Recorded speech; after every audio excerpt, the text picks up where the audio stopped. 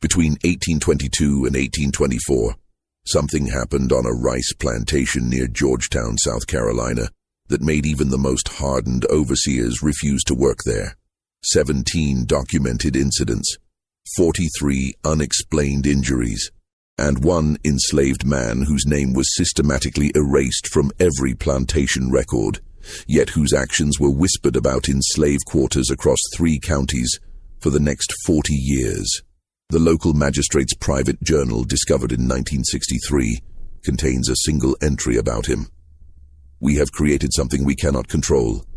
God forgive us for what we did to make him this way." What transformed a man into something that terrified the very people who enslaved him? What pain could forge someone so dangerous that his own enslavers tried to erase his existence?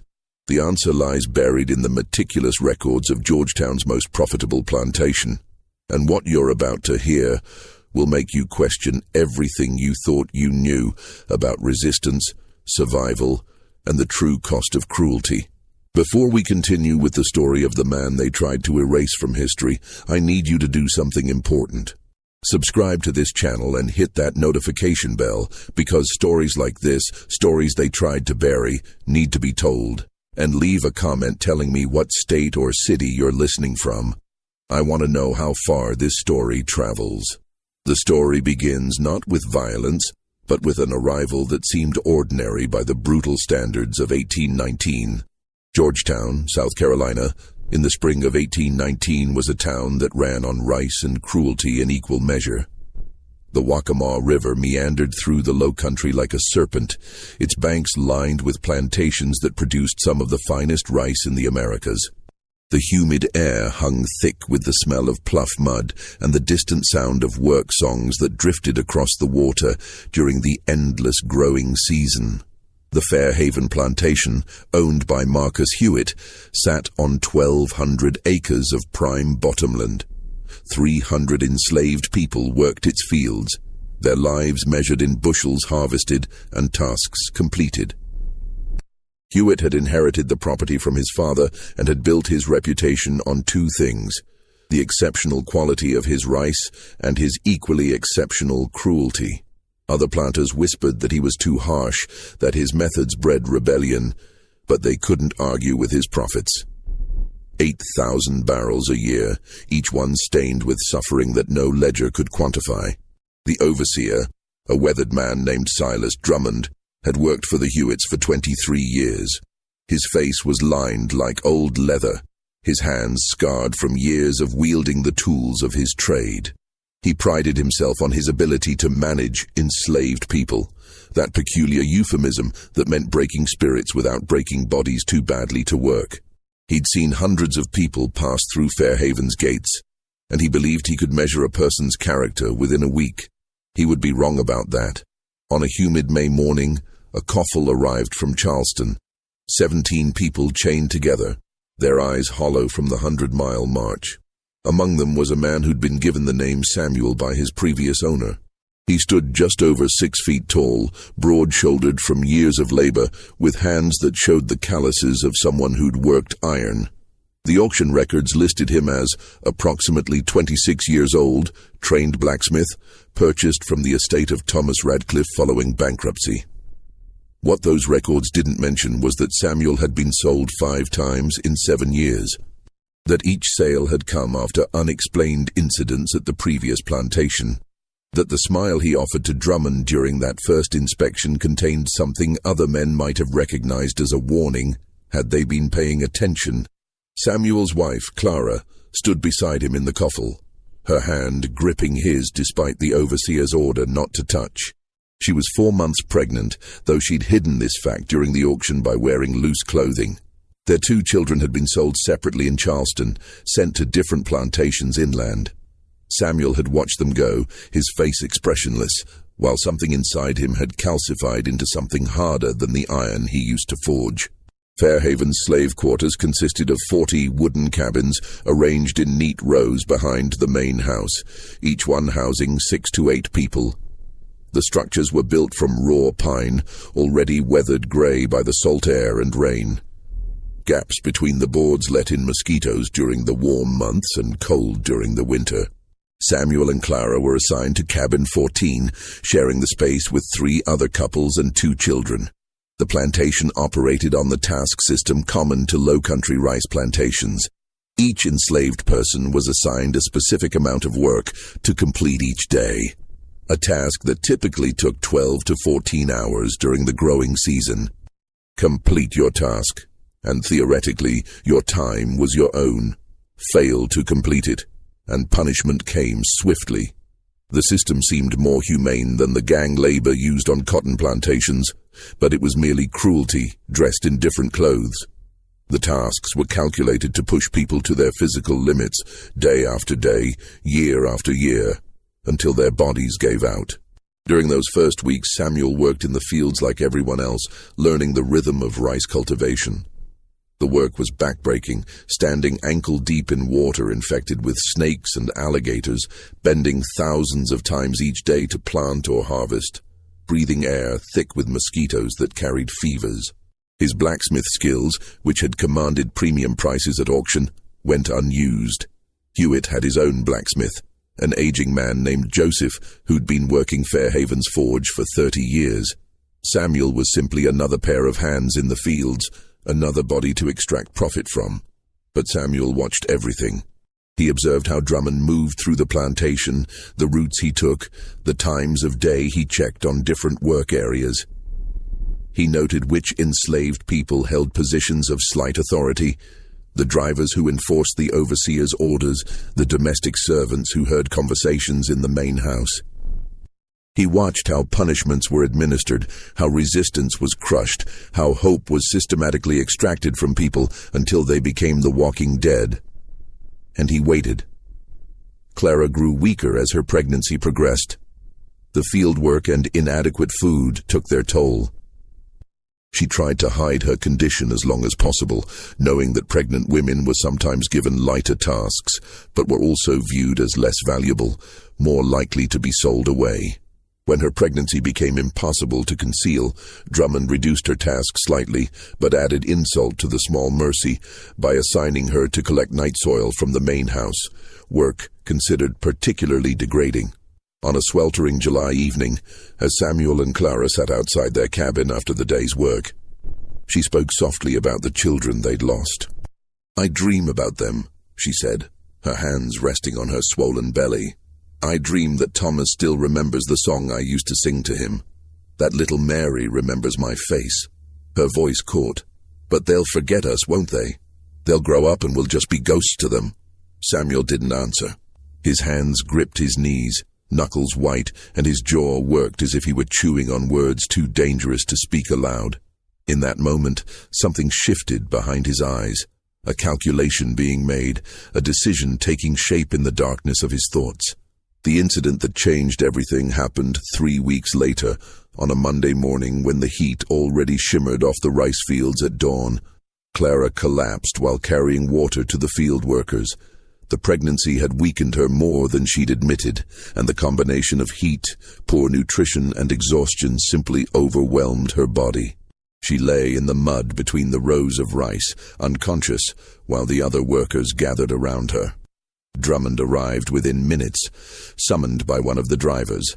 He looked down at Clara's prone form with the expression of a man calculating the cost of a damaged tool. "Get her to the sick house," he ordered, "but her task still needs completing. Samuel, you'll finish her work today on top of your own, or you'll both taste the lash tomorrow." Samuel stood perfectly still for 3 long seconds. The other workers stepped back, recognizing something in his posture that Drummond, in his arrogance, failed to notice. When Samuel finally spoke, his voice was calm, almost conversational. "No." That single word fell into the humid air like a stone into still water. Drummond's face flushed red. In 23 years of working plantations, he'd heard enslaved people plead, bargain, weep, and scream, but outright refusal was rare enough to be shocking. "What did you say to me?" I said no. Samuel's eyes met Drummond's without wavering. "You'll tend to my wife properly. You'll call for the doctor. You'll make sure she and the child survive. And I'll finish both our tasks." The audacity of it stunned Drummond into momentary silence. An enslaved man didn't make demands, didn't negotiate, didn't speak to an overseer as if they were equals discussing terms. The proper response was immediate, brutal punishment to re-establish the natural order. But something in Samuel's stillness made Drummond hesitate. Some instinct that whispered this was different, that this man was different. "You're speaking mighty bold for someone who can be whipped within an inch of his life for that tone," Drummond said, trying to reassert control through threat. "You can whip me," Samuel agreed, his voice still eerily calm. "You can whip me until the flesh falls from my bones. But Clara gets proper care first, or I don't work another day on this plantation, not another minute, not another second. You can beat me to death, but you'll get no more labor from me. And Mr. Hewitt will want to know why his property suddenly became worthless." It was masterful psychological warfare, framing the ultimatum in terms of Hewitt's financial interests rather than mercy or justice. Drummond's face worked through several expressions: rage, confusion, calculation. Finally, he spat into the dirt. "Fine. I'll send for the doctor. But you'll work double tasks for a week after this, and if you fail even one, you and your wife both feel the consequences." Samuel nodded once sharply and turned to lift Clara gently from the mud. As he carried her toward the sick house, the other workers parted before him like water. They'd witnessed something unprecedented. A man who'd stared down an overseer and won, however temporarily. The whispers began that very day.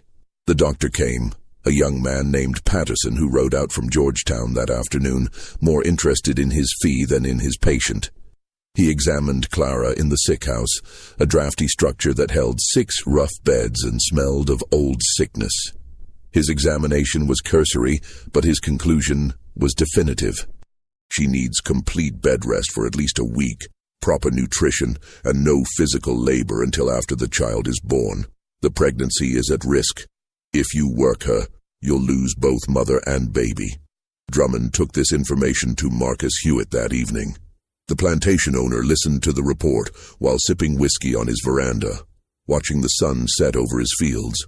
Hewitt was 42 years old, thin-lipped and calculating, a man who viewed enslaved people as livestock, requiring proper management to maximize returns. The loss of a woman and a potential child represented a significant financial setback, but accommodating her needs created its own problems. Let her rest for a week, Hewitt decided, but Samuel fulfills both tasks daily or faces punishment. Make it clear this is a one-time accommodation. We cannot have others thinking pregnancy earns them special treatment. What happened over the next week became the subject of stories told in slave quarters across the Low Country for decades afterward. Samuel did the impossible. Every morning before dawn, he went to the fields and completed his own task, a full day's work of rice cultivation that would exhaust any man. Then, as the sun climbed toward noon, he began Clara's task. Other workers watched in awe as he maintained a pace that should have killed him. His hands bled, his back screamed, sweat poured from him in streams that left dark puddles in the mud. But he finished. Every single day he finished both tasks. On the third day, something strange began happening. As Samuel worked alone in the section of field assigned as Clara's task, other enslaved people started drifting over during their brief rest periods. They didn't speak. Speech would draw the attention of the overseers. But they worked. 10 minutes here, 15 minutes there. A row of rice planted while pretending to adjust a tool. Weeds pulled while apparently resting in the shade. It was collective resistance so subtle that the overseers failed to notice it, but it made the difference between Samuel's survival and his collapse. Drummond did notice, though. On the fourth day, he watched from a distance as Samuel received this covert assistance, and his face darkened with understanding. This was the thing overseers feared most: enslaved people acting in concert, building networks of solidarity that undermined the isolation each person was supposed to feel. One defiant man was manageable. A community beginning to organize itself even in small ways was dangerous. That evening, Drummond went to cabin 14 and ordered Samuel outside. 3 other overseers waited there, holding torches that cast dancing shadows across the quarters. The message was clear. This would be a public lesson. "You've been getting help in the fields," Drummond said. "That wasn't part of our arrangement. You said you'd do both tasks yourself." "I have done both tasks," Samuel replied carefully. "Every evening you've inspected my work and Clara's work and found both complete. Whatever help I received was freely given during other people's own time, after their tasks were finished. You have no grounds for complaint." It was true, and Drummond knew it. The task system's logic worked against him here. If someone completed their assigned work, their remaining time was theoretically their own. But Drummond wasn't interested in logic. He was interested in re-establishing dominance. "Strip your shirt," Drummond ordered. Samuel hesitated for the first time since this ordeal began. Around them, people emerged from cabins, drawn by the commotion. Clara appeared in the doorway of cabin 14, one hand braced against the frame, her face pale but her eyes fierce. Samuel looked at her, then slowly removed his shirt.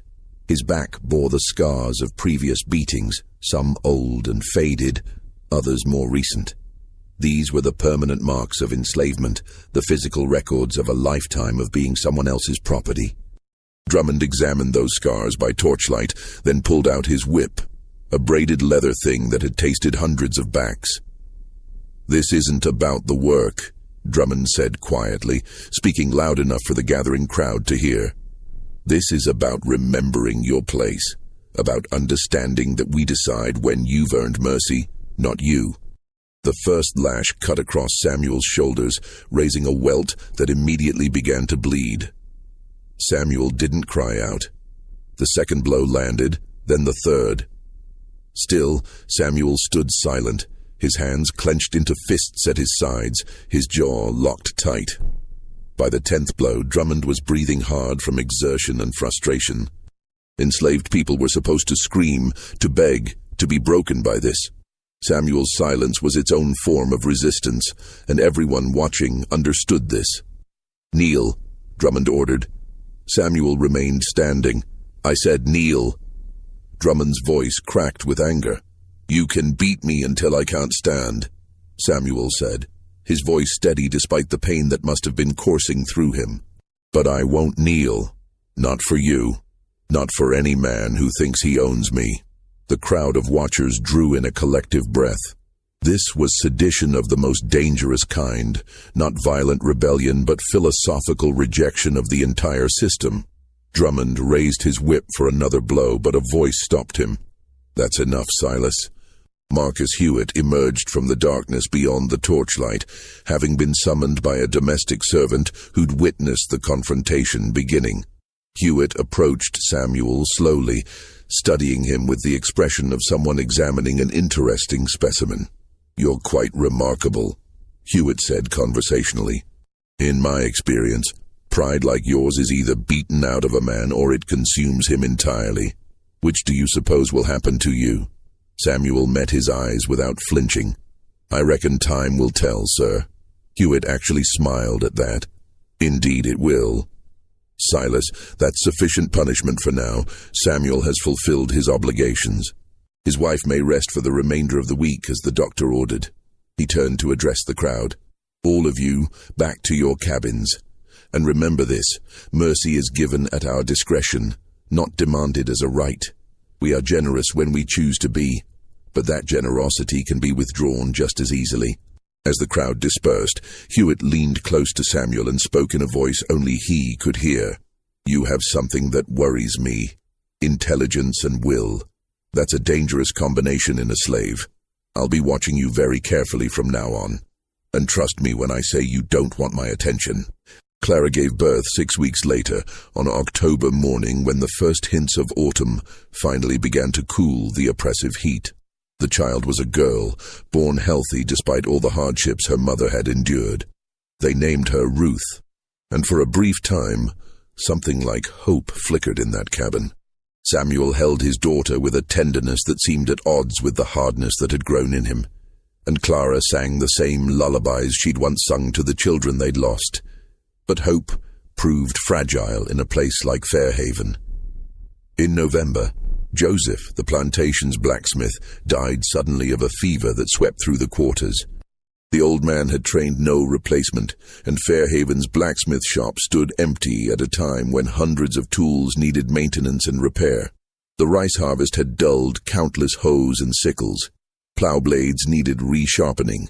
Iron hinges and locks throughout the plantation required attention. Marcus Hewitt remembered that Samuel had been advertised as a trained blacksmith. 2 days after Joseph's death, Samuel was reassigned from field work to the forge. On the surface, this seemed like an improvement. Blacksmith work was skilled labor, conducted under a roof, theoretically less physically punishing than rice cultivation. But Hewitt wasn't motivated by mercy. He needed a blacksmith, and Samuel's defiance weeks earlier had marked him as someone requiring close supervision. The forge sat just 50 yards from the main house, within easy view of Hewitt's study window. Samuel approached the forge on his first morning with mixed feelings. Metalwork had been his trade before the endless cycle of sales that had eventually brought him to Fairhaven. He'd learned the craft in Virginia, apprenticed to a skilled blacksmith who'd treated him with something approaching respect. The work had given him a sense of purpose, a way to create rather than simply toil. But that was before Thomas and Mary had been torn from his arms, before Clara had collapsed in the fields, before 10 lashes had stripped skin from his back while Drummond tried to break his spirit. The forge itself was a sturdy brick structure with a high roof to vent smoke and heat. The bellows were well maintained, the anvil solid, the tools organized and comprehensive. Joseph had been a meticulous craftsman, and his workspace reflected that. Samuel ran his hand along the anvil's surface, feeling the countless tiny dents and scratches that recorded years of work. In another life, this would have been a sanctuary. He started slowly, reacquainting himself with the rhythms of the trade. Fire management, building the coal bed to the right temperature, learning the forge's particular quirks. Metal selection, understanding which pieces of scrap iron could be reworked and which were too brittle or flawed. Tool repair, reshaping the damaged implements that had been accumulating since Joseph's death. The work consumed him, providing a temporary escape from the rage that simmered beneath his surface. Drummond checked on him regularly, suspicious of any activity he couldn't fully control. But there was little to observe. Just a man working metal, sweat gleaming on his skin as he hammered hot iron into useful shapes. What Drummond failed to notice were the small items Samuel created during the brief moments when he wasn't working on plantation business. A thin metal file, small enough to hide in a sleeve. A carefully shaped wedge that could pry open a locked door or window. Small pieces of iron wrought into shapes that might serve purposes beyond what any overseer could imagine. December brought colder weather and the end of the harvest season, a time when enslaved people were typically given a few days of relative rest before the cycle began again. Hewitt, in keeping with common plantation practice, announced that Christmas would include 3 days without field labor, along with extra rations of food and a small amount of liquor for the adults. These brief holidays served a cynical purpose. They gave enslaved people just enough relief to prevent total despair, while reinforcing the idea that any mercy came from the master's generosity rather than being a right. On Christmas Eve, Hewitt called Samuel to the main house. This summons sent ripples of anxiety through the quarters. Being called to the house usually meant punishment, special assignment, or bad news. Clara watched her husband walk across the yard with her hand pressed to her mouth, Ruth sleeping against her shoulder. Samuel found Hewitt in his study, a comfortable room lined with books and furnished with dark wood furniture shipped from England. The plantation owner sat behind a massive desk, examining papers by lamplight. He didn't look up when Samuel entered. "Close the door," Hewitt said. Samuel did so, his mind racing through possibilities. The silence stretched out for nearly a minute before Hewitt finally set down his papers and fixed his gaze on Samuel. "Do you know why I brought you here?" Hewitt asked. "No, sir. I wanted to have a conversation, an honest one, between two intelligent men." Hewitt leaned back in his chair. You're educated, Samuel. I can see it in the way you speak, the way you think. Someone taught you to read, didn't they? Before you were sold the first time?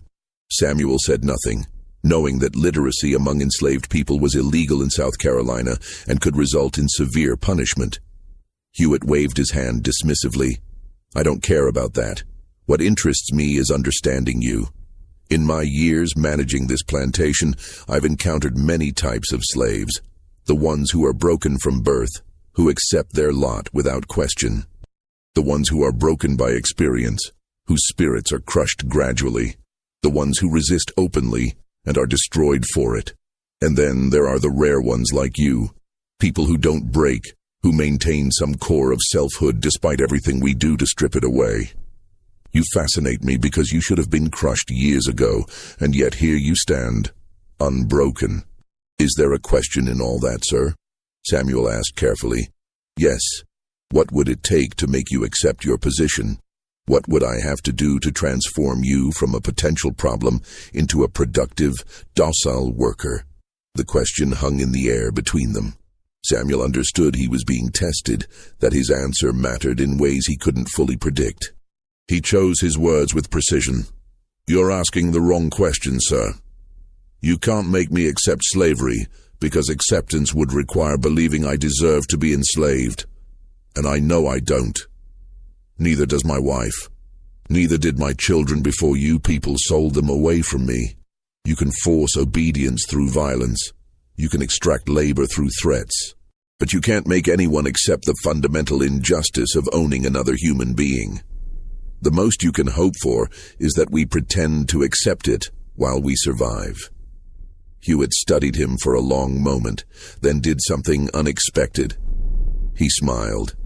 That's precisely the answer I hoped you'd give, because it confirms my assessment of you. You're dangerous, Samuel. Not because you're violent. Violence is easy to control. You're dangerous because you see clearly, because you understand exactly what this system is, and you refuse to internalize the lie that it's natural or right. Men like you are the reason we have patrols and laws and constant vigilance. You're the nightmare that keeps plantation owners awake at night. If you think I'm so dangerous, why not just sell me? Samuel asked. Because danger can be useful if properly directed. Hewitt stood and walked to the window, looking out over his property. I have a proposition for you. You'll continue working as my blacksmith. You'll train several others in the trade so I'm not dependent on a single person. In exchange, I'll ensure Clara receives lighter work assignments appropriate for a nursing mother. I'll provide your cabin with extra rations, and I'll promise you this, as long as you cause me no trouble, I will not sell you Clara or Ruth separately. Your family stays together. The offer was clever because it exploited the one vulnerability Samuel couldn't armor against, his love for his family. The promise of keeping them together was exactly the kind of incentive that might transform a potential rebel into a compliant worker. Hewitt was offering a devil's bargain, submission in exchange for the things Samuel wanted most. And if I refuse this generous offer? Samuel asked. Then I sell Clara and Ruth south, Georgia or Alabama, where you'll never see them again. And you remain here working my forge, with nothing but memories and regret to keep you company. You'd become exactly what I need you to be anyway, but you'd have lost everything in the process. Samuel felt the trap close around him. This wasn't really an offer. It was coercion, dressed in the language of negotiation. But what choice did he have? He could refuse on principle and lose his family, or accept the deal and retain some small sphere of safety for them.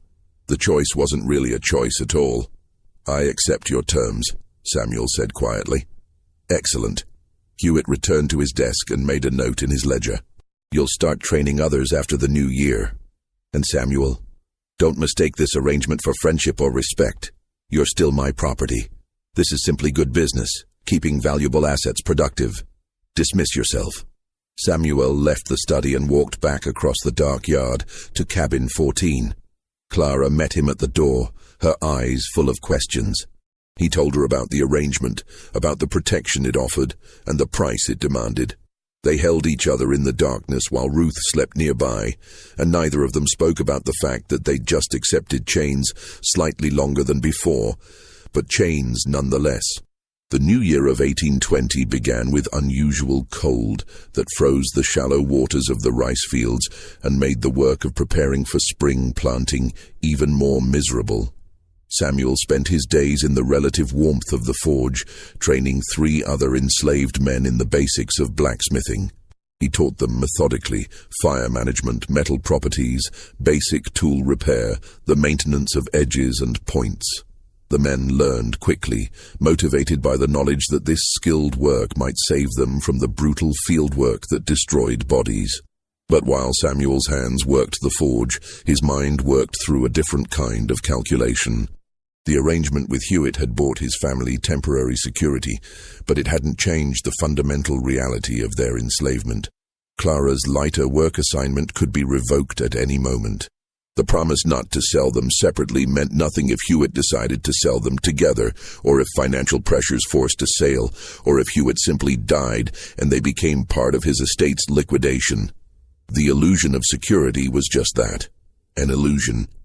Samuel began to pay attention to things he'd previously ignored. The patrol routes taken by the white men who rode through the area at night, enforcing curfews and hunting for runaways. The schedule of supply deliveries to the plantation. The comings and goings of traders and visitors to Georgetown. The network of roads that connected the plantation to the wider world.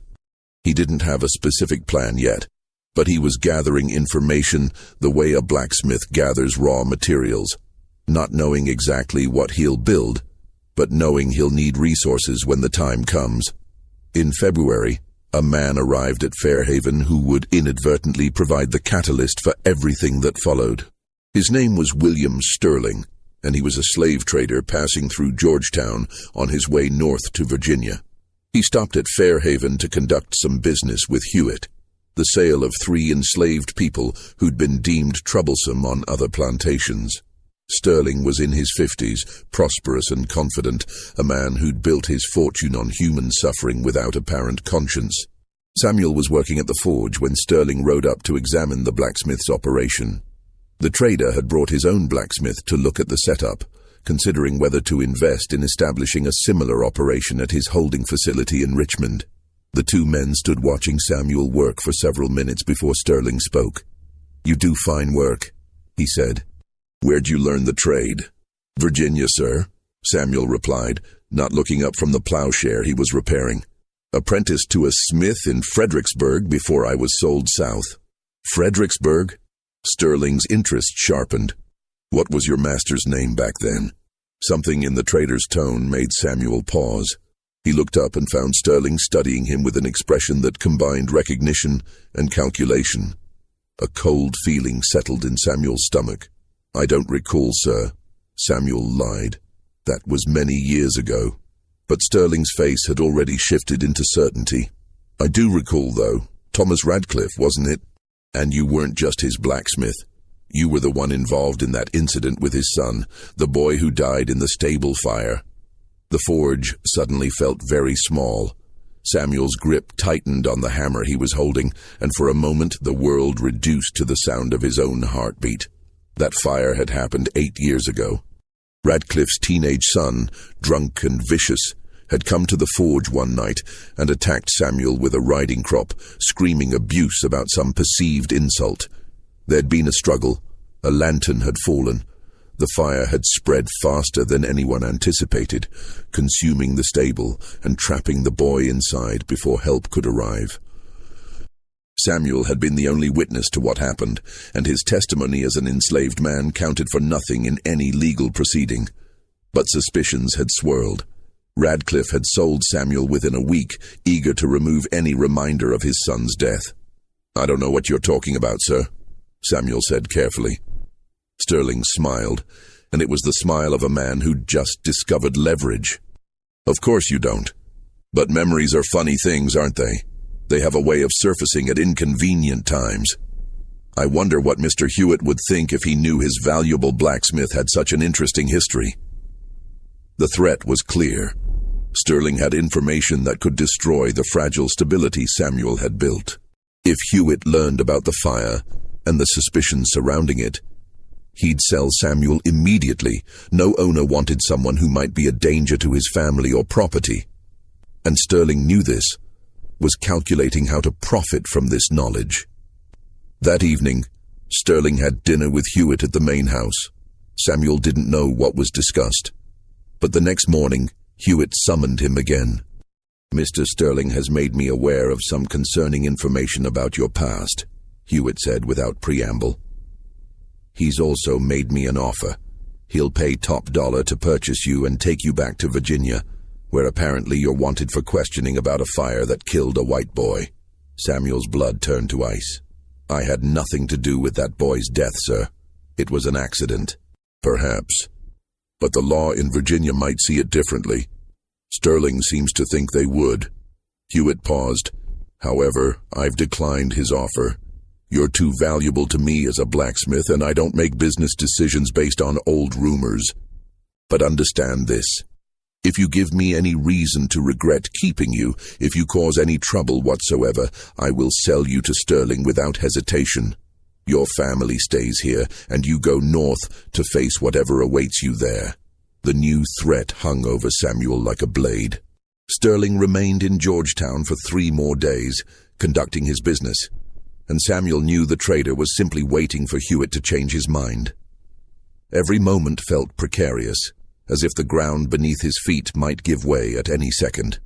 On Sterling's last night in Georgetown, something happened that changed the trajectory of everything that followed. The trader accepted an invitation to dine with several prominent plantation owners at a tavern in town, a social gathering that included Hewitt and 2 other major landowners. These men drank whiskey and discussed business and politics late into the evening, their voices growing louder as the alcohol flowed. Samuel learned about this gathering the next day from a domestic servant named Rachel, who'd been working at the tavern that night. She told the story in whispers to a small group in the quarters, her voice tight with anger. Sterling had been boasting about his success in the slave trade, telling stories about his methods for breaking difficult cases.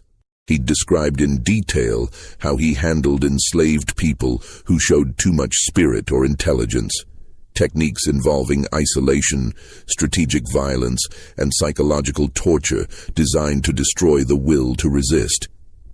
But what made Rachel's hands shake as she told this story was Sterling's account of a woman he'd purchased in Charleston the previous year. A woman traveling with 2 children, a boy about 5 and a girl about 3. Sterling had described separating the woman from her children, selling them to different buyers in Georgia, watching the mother's spirit break as she was loaded onto a ship bound for Cuba. He'd laughed while telling this story, describing her screams as entertainment. The description matched Samuel and Clara's children perfectly. The ages, the timing, the location of the sale. When Samuel heard this story, something inside him that had been bent finally snapped. He walked to the forge in a daze, his mind replaying Sterling's words as Rachel had reported them. His children sold away and scattered like seeds in the wind, their fates unknown and likely terrible. Their mother, separated from them and sent to Cuba, where slavery was even more brutal than in the American South. And Sterling, laughing about it over whiskey, treating their suffering as an entertaining anecdote. Samuel stood in the forge for a long time, staring at the fire without seeing it. Then he began to work. His hands moved with purpose now, creating something specific. Over the next 4 hours, working late into the night, long after everyone else had gone to their cabins, he forged something he'd been thinking about for months, but had never allowed himself to actually make. It was a key, or rather, 3 keys, each one carefully shaped to match the locks he'd been studying since his arrival at Fairhaven. One for the plantation's storage shed where extra tools and supplies were kept, one for the tack room where bridles and saddles hung, and one for the door of the smokehouse, which sat close to the perimeter of the plantation grounds. He made them small, easy to conceal, and he tested each one in its lock during the following days, working during the brief moments when no one was watching. Samuel had no specific plan for escape. The odds of successfully fleeing South Carolina were minimal, The penalties for being caught were horrific, and attempting it meant abandoning Clara and Ruth. But he needed to know he could move freely if circumstances demanded it. He needed some small measure of control in a situation designed to strip away all agency. Just when we thought Samuel's situation couldn't become more complex, news arrived that would set events in motion toward their inevitable, terrible conclusion. If this story is giving you chills, share this video with a friend who loves dark mysteries. Hit that like button to support our content, and don't forget to subscribe to never miss stories like this. Let's discover together what happens next. What came next wasn't dramatic or sudden. It was gradual, methodical, and all the more terrifying for its calculated nature. The first incident happened on a March evening, 3 weeks after Sterling's departure.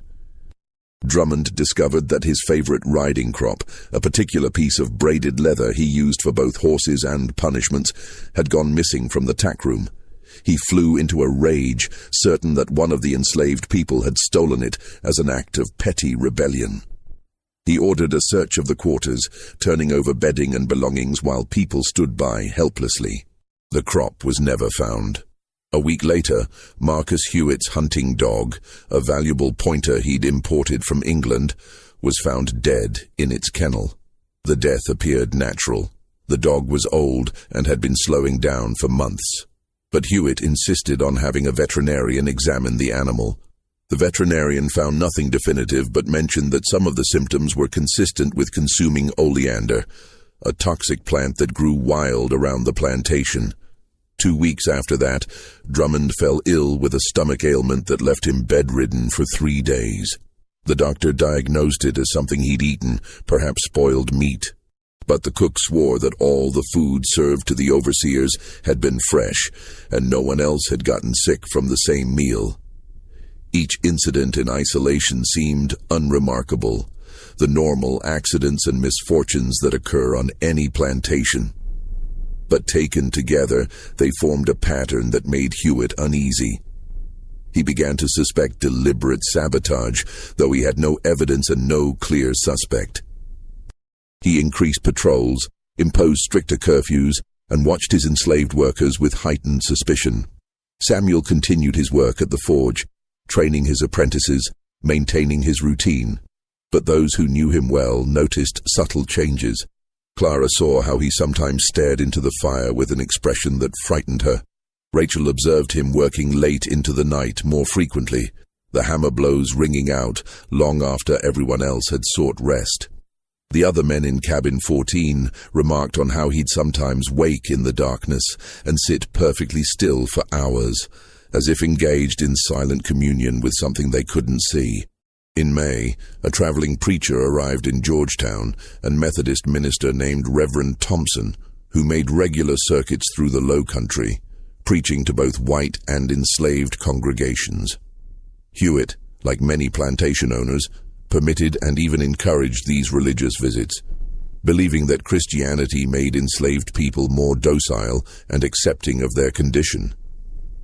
On a Sunday morning, Thompson preached to Fairhaven's enslaved community in an open area near the quarters. His sermon was drawn from Exodus, the story of the Israelites' enslavement in Egypt and their eventual liberation. Thompson was careful in his presentation, emphasizing obedience and patience, framing the message in ways designed not to inspire rebellion. But the story itself was inherently subversive. It was about enslaved people who'd suffered until God intervened to free them, about a tyrant who'd oppressed them facing divine punishment, about a long journey to freedom through wilderness and hardship. Samuel listened to this sermon with an intensity that made the people around him uncomfortable. When Thompson reached the part about the plagues visited upon Egypt, water turning to blood, livestock dying, darkness covering the land, Samuel's lips moved silently, as if he were memorizing every word. When the preacher described Pharaoh's army drowning in the Red Sea, Samuel's hands clenched into fists. After the service, Samuel approached Thompson privately. "Reverend," he said quietly, "in your reading of Exodus, was Moses justified in killing the Egyptian overseer before God called him to lead the people?" Thompson looked uncomfortable with the question. "That was complicated," Moses fled into exile for that act. It wasn't part of God's plan for liberation. But he did it anyway, Samuel pressed. He saw injustice, and he acted, even though it cost him everything. Brother Samuel, I sense you're troubled. But vengeance belongs to the Lord, not to man. Our suffering in this world is temporary. Justice will come in the next life. And what if waiting for the next life means accepting injustice in this one? Samuel asked. What if patience is just another word for cowardice? Thompson had no good answer for that. He offered some platitudes about faith and endurance, then moved on to speak with other members of the congregation. But the conversation stayed with him, troubling enough that he mentioned it to Hewitt before departing Fairhaven. The plantation owner filed the information away, another small piece of evidence suggesting Samuel was thinking dangerous thoughts. The catalyst came in June, during the height of the growing season when everyone's nerves were frayed by heat and exhausting labor. Clara, who'd been working lighter duties since Ruth's birth, was reassigned to full field work by a new overseer named Jacob Cross, who'd been hired to replace the aging Drummond.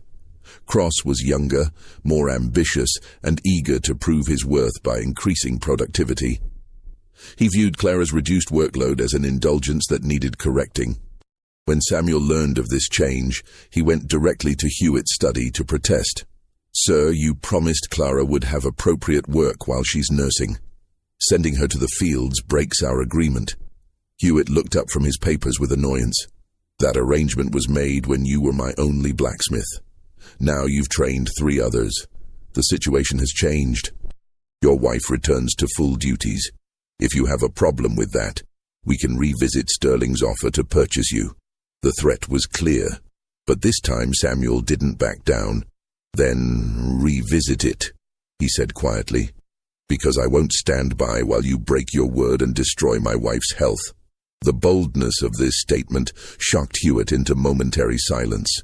Enslaved people didn't issue ultimatums, didn't challenge their owners' decisions, didn't speak of agreements as if they had legal weight. This was insurrection of the most fundamental kind, the rejection of the owner's absolute authority. Get out of my house, Hewitt said, his voice dangerously low, and know that you've just sealed your family's fate. That night, Samuel didn't return to Cabin 14. Instead, he went to the forge and worked through the darkness, the sound of hammer on anvil ringing out like a heartbeat. Clara came to find him near midnight, Ruth wrapped in a cloth against her chest. "What are you doing?" she asked, seeing the wild look in his eyes. "I'm making a choice," Samuel said. His hands worked the metal with fierce precision, creating something Clara couldn't quite identify in the dim light. "For 8 years, I've bent. I've submitted. I've swallowed every humiliation because I thought if I just endured long enough, if I just played by their rules, I could keep us safe. But there is no safety. There are no rules, not for us. There's only their whim, their cruelty, and our suffering. Samuel, you're frightening me." He stopped working and looked at her, really looked at her for the first time in weeks. "I know, and I'm sorry, but I can't be what they want me to be anymore. I can't be docile. I can't pretend this is acceptable. Something has to break, Clara. And I've decided it won't be me again." "What does that mean? What are you planning?" Samuel didn't answer directly. Instead, he pulled out a small cloth bundle from where he'd hidden it behind the forge. Inside were the keys he'd made months earlier, along with several other items he'd been collecting, a knife, some rope, a tinderbox. "If something happens to me," he said, "you take Ruth and you go north. Use these keys to get supplies from the storage shed. There's an old canoe hidden in the marsh grass near the south field. I saw it months ago when I was working there. Take it upriver at night when the patrols are sleeping. Follow the stars. Find people who'll help you." "You're talking about running," Clara said, her voice barely a whisper. "They'll kill you if they catch you. They'll kill all of us. Maybe. Or maybe I'll do something that makes running unnecessary." Before Clara could press for more details, footsteps approached the forge. It was Cross, the new overseer, accompanied by 2 other white men Samuel didn't recognize. They carried rifles and looked like they'd been drinking. Well, Cross said with a sneer. "The troublemaker who thinks he can make demands of Mr. Hewitt. You got a lot of nerve, boy. I think it's time someone taught you your place proper." Samuel set down his hammer slowly, his eyes moving between the three men and calculating odds. "It's late," he said evenly. "Whatever you want can wait until morning." "Nah, I don't think it can." Cross stepped closer. "See, Mr. Hewitt told me you need an attitude adjustment, said I should handle it however I see fit. And I think a night in the stocks ought to cool that rebellious spirit of yours." The stocks were a punishment device that held people immobile through the night, exposed to weather and insects and the mockery of anyone who passed by.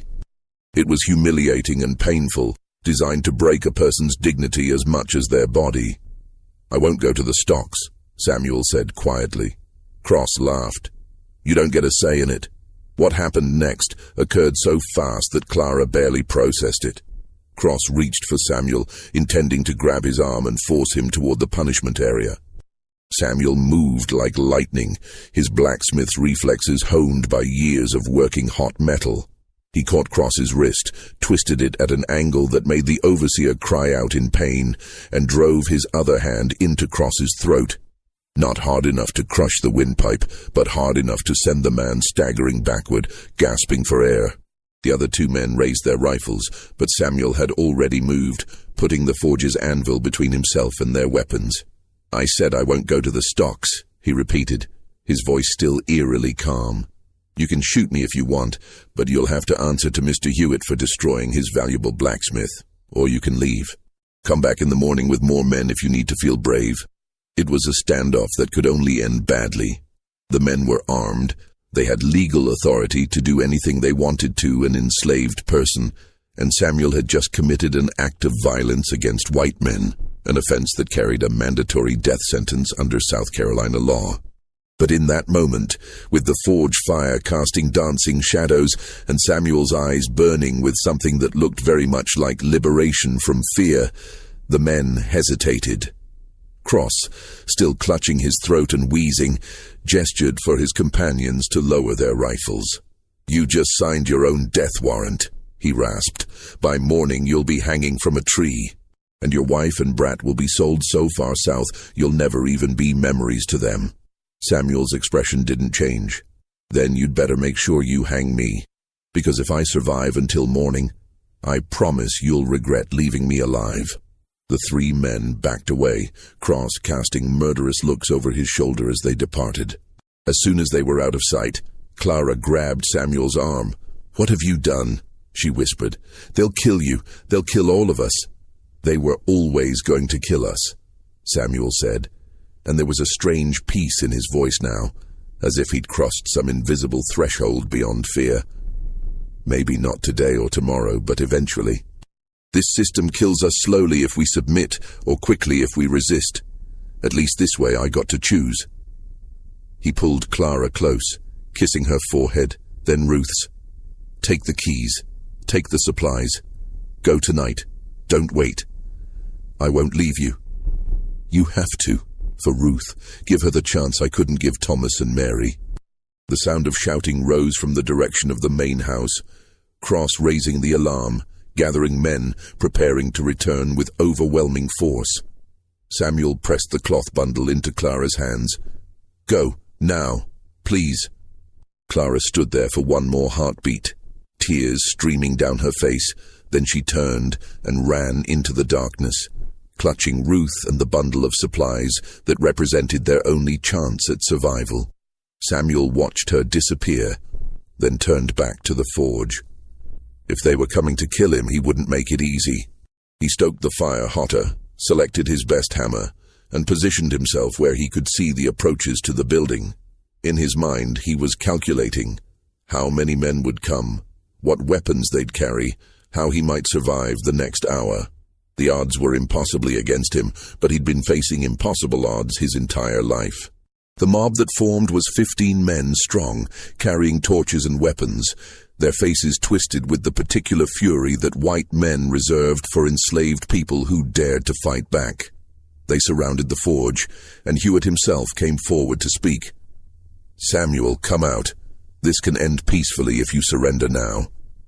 Samuel laughed at that, a harsh, bitter sound that echoed across the yard. "Peace? You mean my peaceful execution? My peaceful murder while you call it justice? You attacked an overseer. The law is clear about the penalty. Your law, your justice, your system that says you can own people, work them to death, tear their families apart, and face no consequences. I'm done pretending that system has any legitimacy." The crowd murmured angrily at this open sedition. Hewitt's face hardened. "Then you've chosen death. We'll burn you out." And that's what they did. Torches sailed through the air, landing on the forge's wooden roof. The dry pine caught quickly, flames spreading across the structure. Heat intensified rapidly, smoke billowing, making it impossible to breathe. Samuel had perhaps 2 minutes before the fire would consume everything. He made his choice in that moment.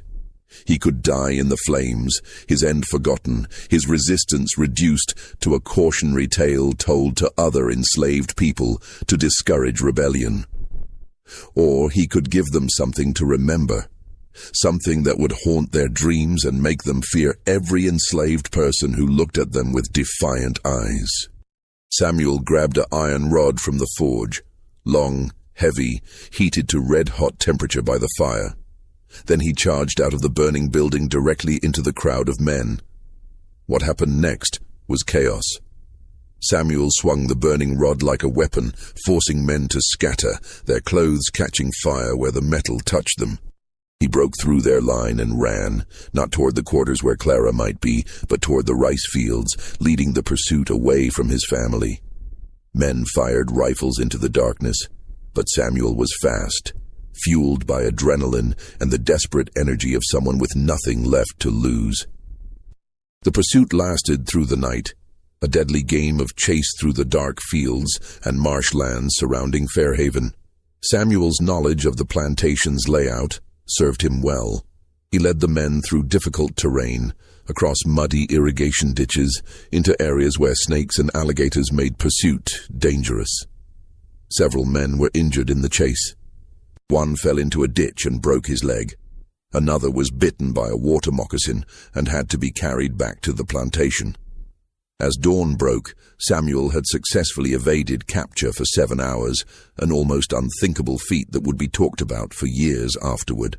But exhaustion was catching up with him, and the men hunting him had been reinforced by slave catchers from neighboring plantations. Dogs had been brought in, their baying voices cutting through the morning air. Samuel made his final stand in a grove of cypress trees near the edge of Hewitt's property, his back to a massive tree trunk, the iron rod still clutched in his hands. When the men finally surrounded him, he was covered in mud, bleeding from several cuts, but still standing with that same fierce defiance that had defined him from the beginning. "Shoot him!" someone shouted. But Hewitt, who'd followed the pursuit, held up his hand. "No. He's destroyed valuable property, injured several men, led us on a hunt that's wasted a night's work from everyone on this plantation. He doesn't get a quick death. He gets an example." They took Samuel to Georgetown's public square, where executions and severe punishments were carried out as community spectacles. A post had been erected specifically for this purpose, and Samuel was tied to it while hundreds of people gathered to watch. The penalty for his crimes was legally clear: whipping until death, a punishment that could take hours to complete, meant to be so terrible that it would discourage any other enslaved person from similar resistance. But before the punishment could begin, something unexpected happened. Clara appeared at the edge of the crowd, Ruth in her arms, flanked by 2 enslaved men from Fairhaven. She hadn't run as Samuel had ordered. She'd hidden through the night, and when dawn came, she'd made the choice to be present for whatever came next.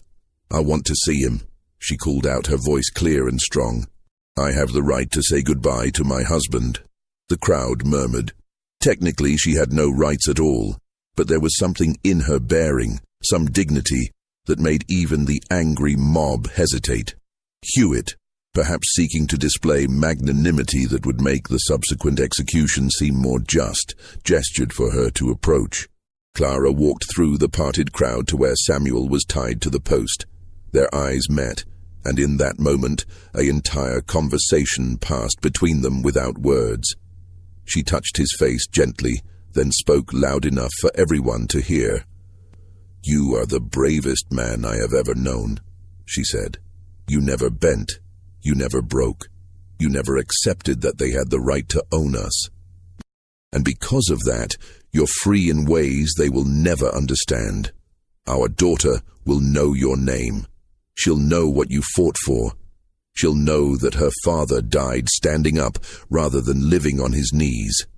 Then she did something that sent a shock through the assembled crowd. She kissed him, long and tender in full view of everyone.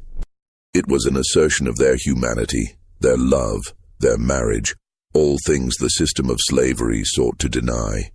It was an act of rebellion as profound in its way as Samuel's violent resistance had been. When Clara stepped back, Samuel looked out at the crowd of white faces, many of them contorted with anger or disgust or fear. He spoke then, his voice carrying across the square. "You think you're about to punish one difficult slave. You're not.